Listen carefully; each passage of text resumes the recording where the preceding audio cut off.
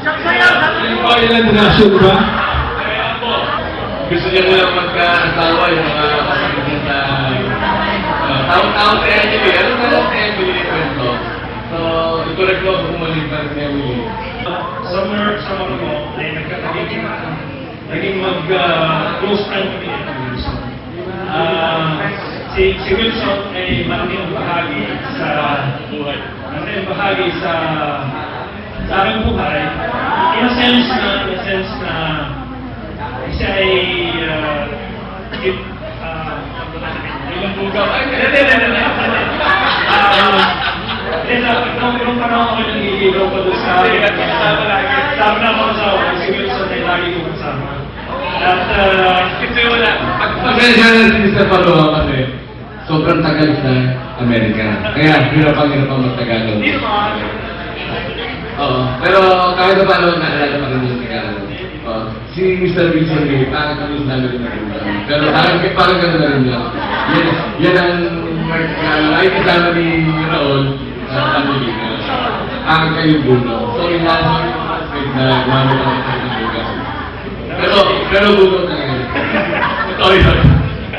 Pero siya naging malaking bahagi nila kasi hanggang sa naging girlfriend ko yung misis ko ngayon. At to the point na hanggang sa mag-exal siya ay long time, 23 years. Doon sa nalulooban 23 years na yun, ay we lost contact, hindi na nagkakita, nagkakausap ni Wilson. But ever since I wanted to return the favor to him, na sana ay matulungan ko siya sa ay makakasal din. Palibhasa ay matagal kami hindi nagkarit, hindi ko maalala yung contact niya. Kaya hindi ko i-return yung favor. Now that I saw him,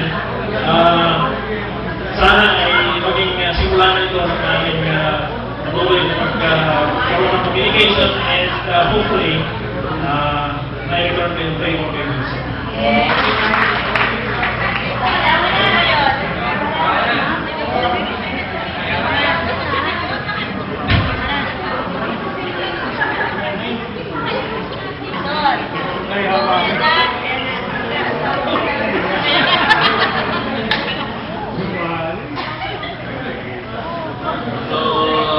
Lagi niya kasi sa Paulaw, talagang very close sila. Yung sinakwenta naman ng mga kanina.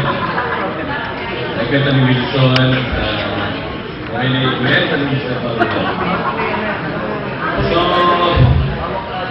ngayon naman kung mapapasin yun, yung dalawa talagang nagkakapirap na. Talagang very close talaga. Ang tanong lang ay yung bakit yung nagkakasawa. So, parang satisfy naman sa tulog. Pero hindi ko mawag na kami na kasi Wilson.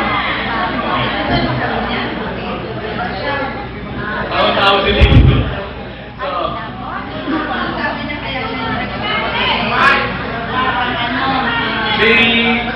Panganay. Kaya sinabi ni Wilson, yung naalala ko, sinabi ni Wilson na siya ay nakakatanda, panganay na sabi ka pa rin. So, tinutulungan niya yung mga How many years ka na mo? Matulungan ka? Wilson! Wilson! How many years ka na mo matulungan sa mga kapatid mo? It's about time naman na sarili na nasasabi. Asikasuhin mo, hindi naman yung puro papayaman lang may pinakaso. Wilson! Delikado ka pa talaga. Delikado.